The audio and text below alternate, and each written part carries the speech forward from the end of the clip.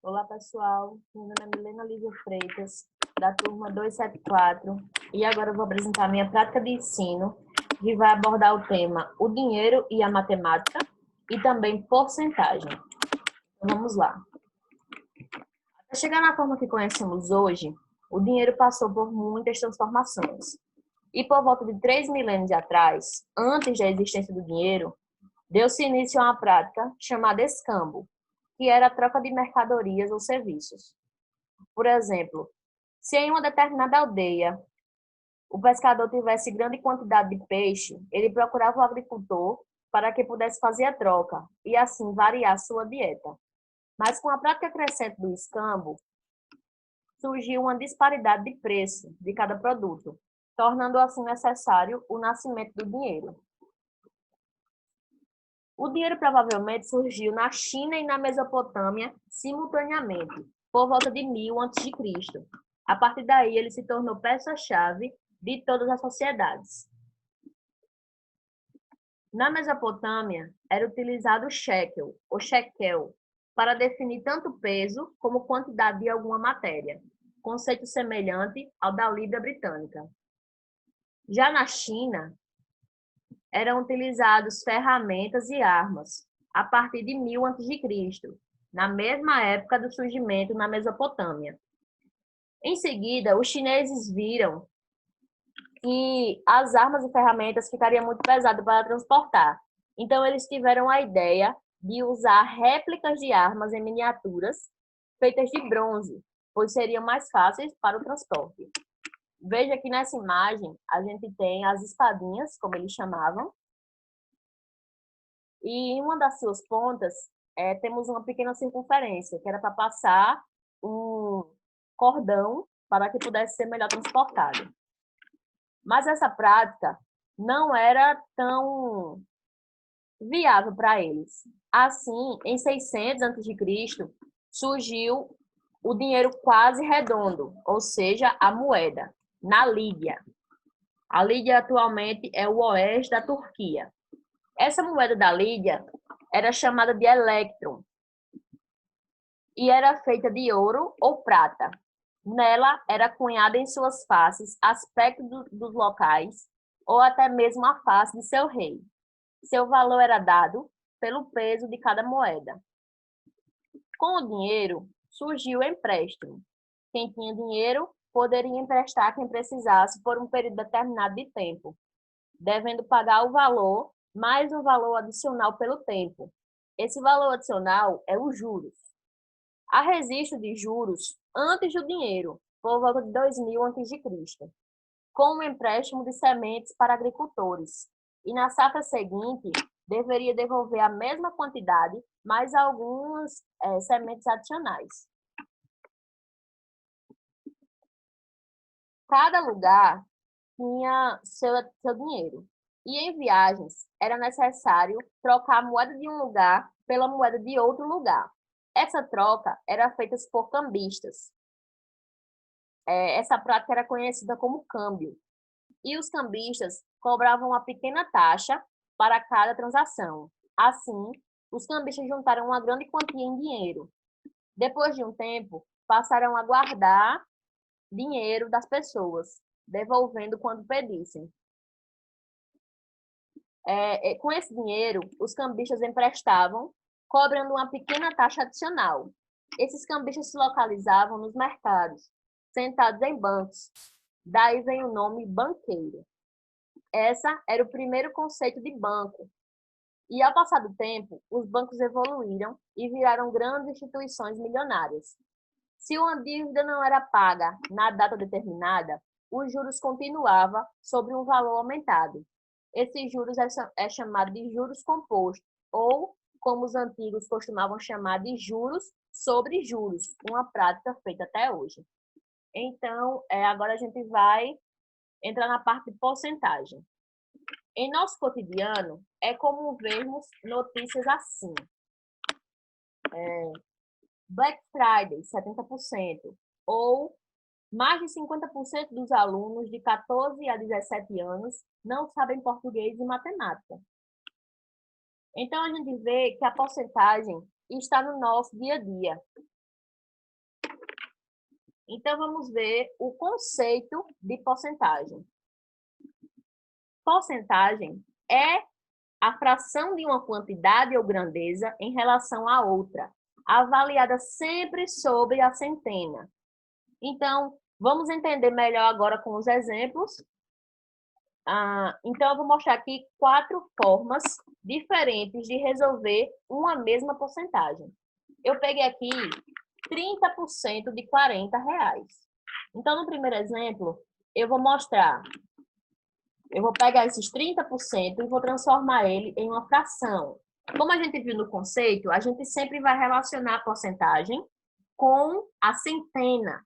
Então, eu costumo dizer aos meus alunos que o nome já vem dizendo porcentagem. Então, sempre sobre 100, por 100.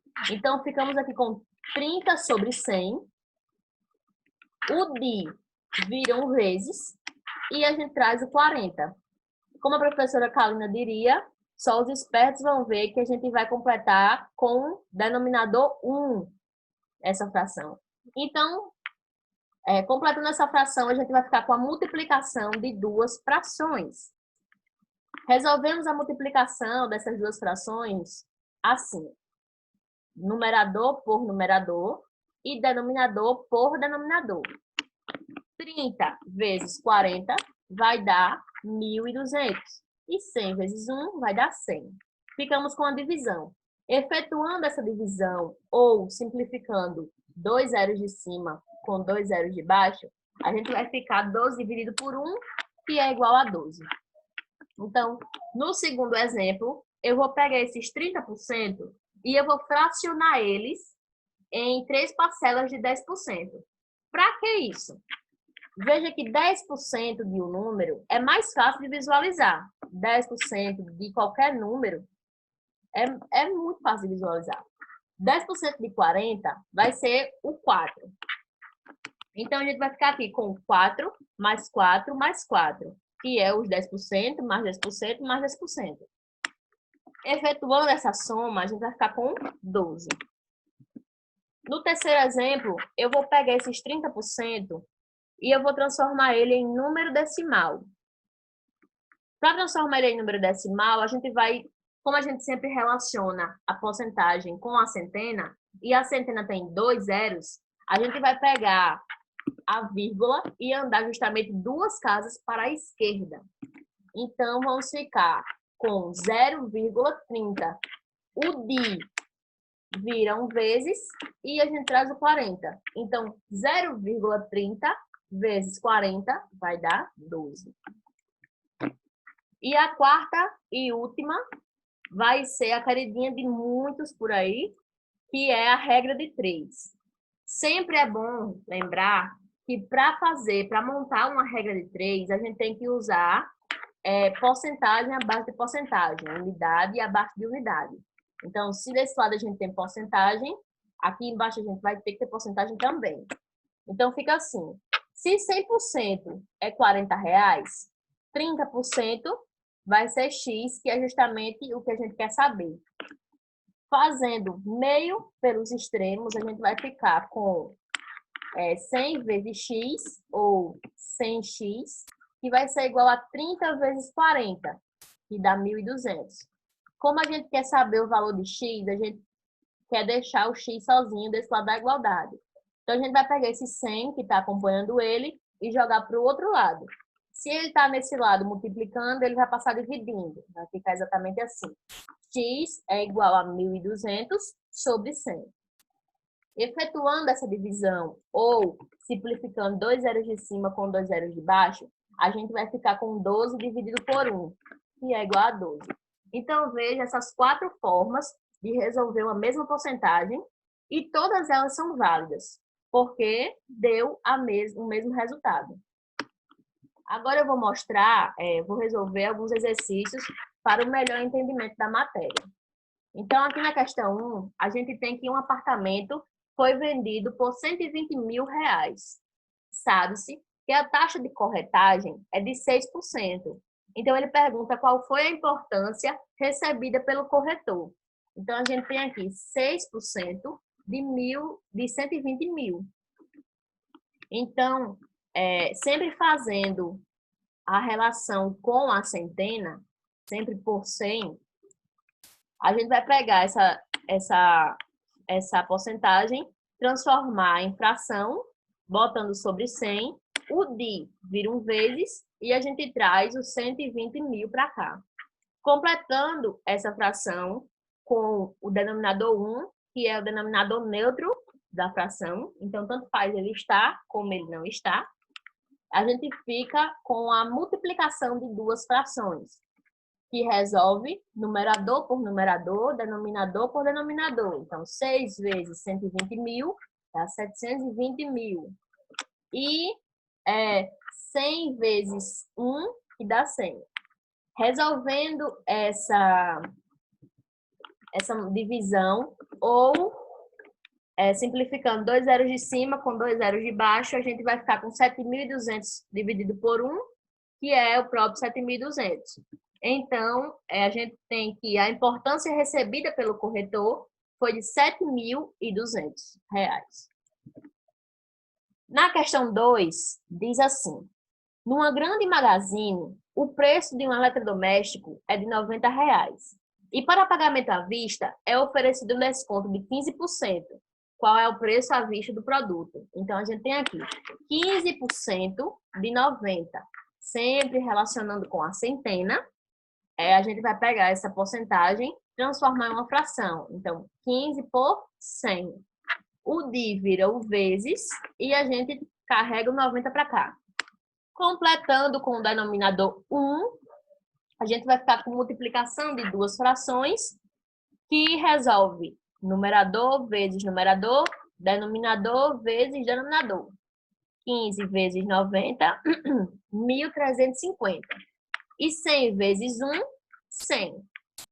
Simplificando um zero de cima com um zero de baixo, a gente fica com 135 vezes dividido por 10. A gente sabe, mas é sempre bom ressaltar, que uma divisão por 10 é só pegar a vírgula e andar o tanto de casas que tem a unidade de baixo. Então, se o 10 só tem um zero, a gente vai andar uma casa para a esquerda, ficando com 13,5 e, como a gente está falando de dinheiro, 13,50. Sendo que a gente ainda não chegou no nosso resultado. Por quê? O que a questão pede? Ela pergunta qual é o preço à vista do produto. E a gente só chegou até o valor do desconto. Então, se o eletrodoméstico é R$ 90 e a gente sabe que o desconto foi de R$ 13,50, a gente pega o valor do eletrodoméstico e retira, diminui o valor do desconto, que foi de R$ 13,50. Efetuando essa subtração, a gente vai ter que o valor do produto foi de R$ 76,50. Então, pessoal, essa foi minha prática de ensino. Eu espero que tenham gostado. Deixa o joinha para me ajudar e até a próxima.